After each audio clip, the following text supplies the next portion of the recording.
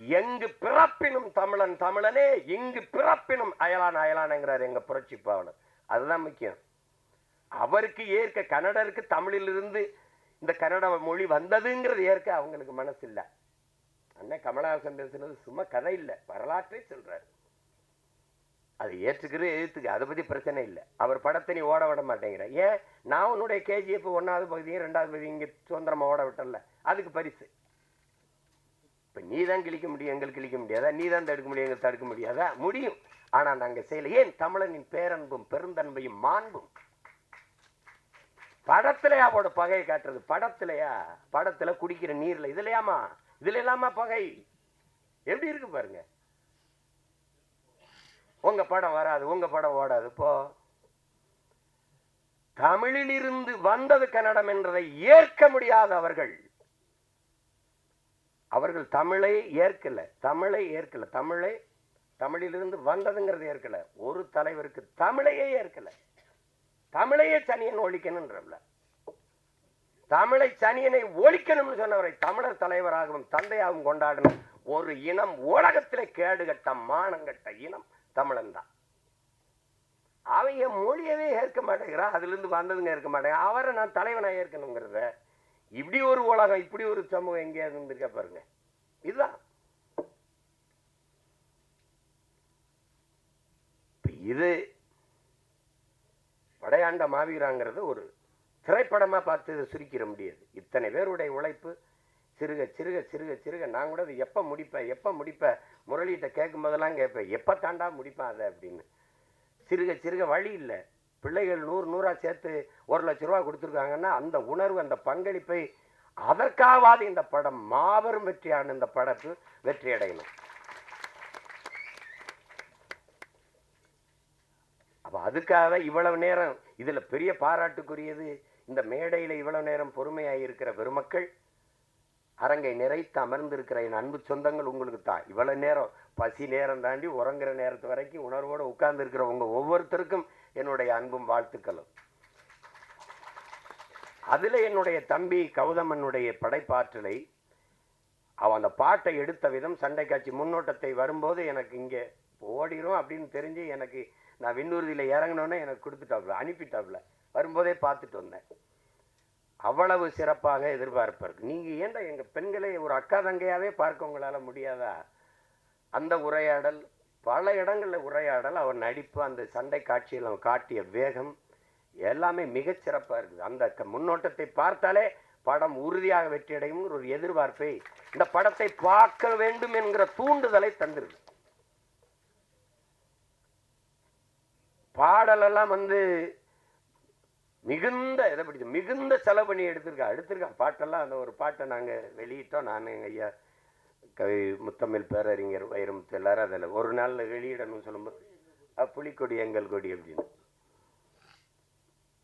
என்னை கனடாவில் கைது பண்ணி வச்சுக்கிட்டு, இது இந்த கொடி LTT, சிம்பிள் ஆஃப் LTTன்னே சொல்லியிருந்தா.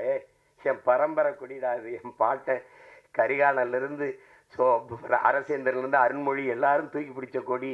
அப்புறம் 1 மணி நேரம் சண்டை, 2 பேருக்கு கைது சண்டை நடக்குது அதில். அப்போ புலிக்கொடி எங்கள் பரம்பரை கொடி. ஏன் எங்களுக்கு எங்கள் தலைவர் சொல்கிறார், அவரே சொல்கிறார், ஏன் புலிக்கொடியை நான் எடுத்தேன்?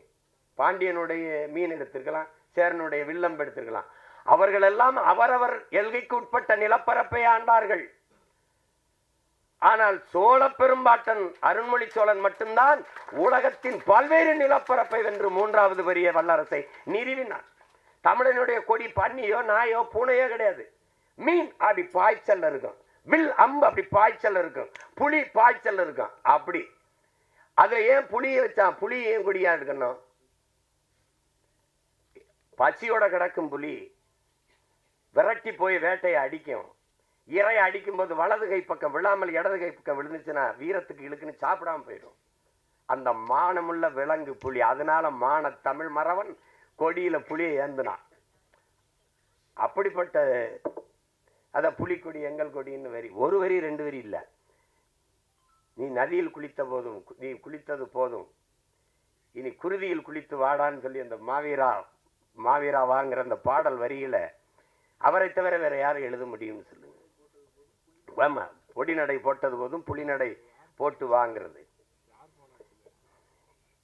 எரிமலை பொடிபட, எதிரிகள் அடிபட, கோழைகள் வழிவிட, ஏழைகள் வழிபட வா மாவீராங்கிறதெல்லாம் அவரை தவிர யார் எழுத முடியும்?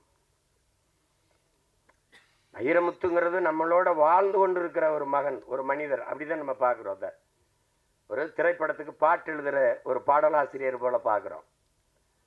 உலகத்தில் ஒரு கவிஞனால், ஒரு பாவலனால், ஒரு புலவனால் புவி வெப்பமாகுவதை பாடுவதற்கு இந்த பூமியில் ஒரு புலவனும் கிடையாது. எங்கள் வைரமுத்தை விட்டா ஒருத்தன் கிடையாது. மரம்னா என்ன என்று பாடுவதற்கு இந்த மண்ணில் இன்னும் எவனும் பிறக்கல. எங்கள் வைரமுத்தை விட்டா எல்லாரும் ஒண்ணு பார்ப்பீங்க, அவன் பார்ப்பான். மரம் பூமியின் ஆச்சரியக்குறி, இப்படி யாரும் பார்த்திருக்க மாட்டாங்க. இப்படி யாரும் பார்த்திருக்க மாட்டாங்க. மரம் இல்லை என்றால் மழைக்கு யார் மனு அனுப்புவது? மழைக்காக யார் மனு போடுவது? மரம் இல்லை என்றால் காற்றை யார் சலவை செய்வது? யாரு கேட்பா? மரம் இல்லை என்றால் என்ன இருக்கிறது? மரம் மனிதனின் மூச்சு காற்று. இதுல என்ன பாருங்க, மரம் எல்லா உயிரினங்களும் மூச்சு காற்றை நற்காற்று சுவாசித்து கெட்ட காற்றை வெளியிடும். ஆனால் மரங்கள் கெட்ட காற்றை சுவாசித்து நற்காற்றை வெளியிடும். அதனாலதான் நம்மெல்லாம் உயிர் வாழ முடிகிறது. அப்ப மரம் மண்ணின் வரம், வளர்ப்பதே மனித அறம் என்று பாடிய ஒரு கவி நம்மோடு இருக்கிறார் என்றால் அது நம்முடைய முத்தமிழ் பேரறிஞர் ஐயா வைரமுத்தவர்கள் தான். பாரதி மகா கவிஞன்.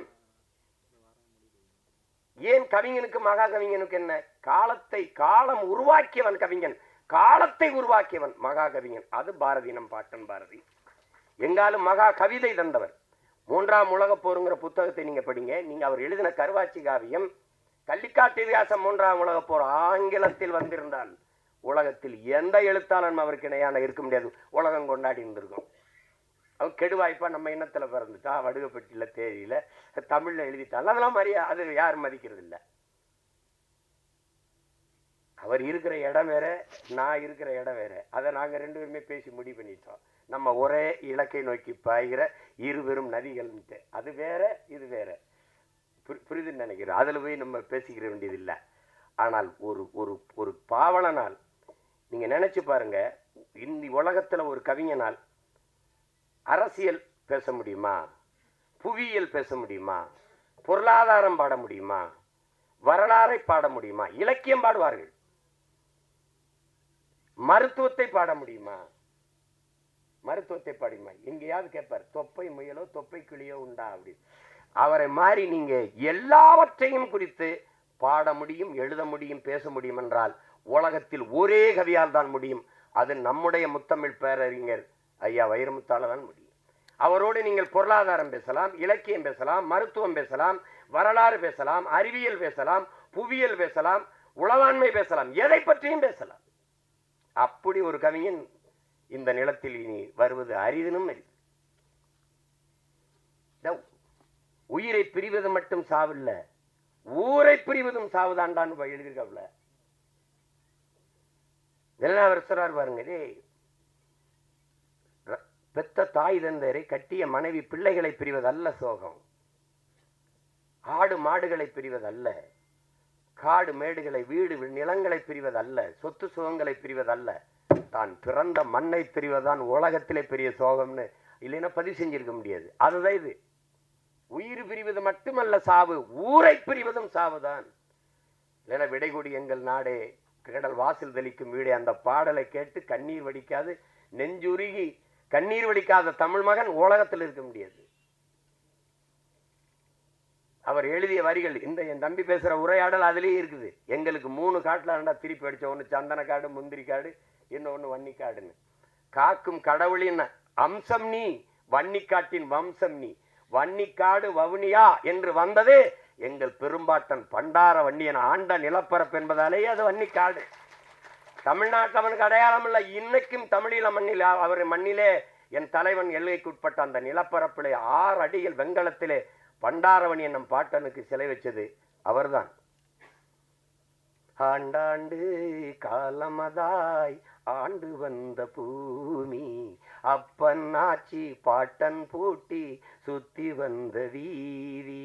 இந்த பாட்டுல ஒரு வரி வரும், என் இனமே என் சனமே இன்னும் என்ன மயக்கமா, எதிரிகளை எல்லையை விட்டு விரட்டிடமே தயக்கமா, பண்டார வன்னியனின் வாரிசில்லையா, எதிரி துண்டாட நெஞ்சினிலே வீரமில்லையா, ஆண்டாண்டு காலமதாய்.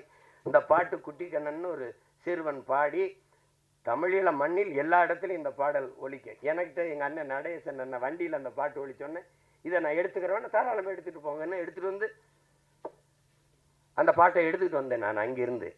அப்போ அந்த மண்ணில் இருக்கிற அந்த தமிழ் பிள்ளைகளுக்கு, தம்பி தங்கைகளுக்கு வீரமுட்டவே நீ பண்டார வன்னியனின் வாரிசு இல்லையா, பகையை துண்டாட நெஞ்சினிலே வீரம் இல்லையாங்கிற வரியே அந்த பாடலில் பதிவு செஞ்சுருப்பாங்க.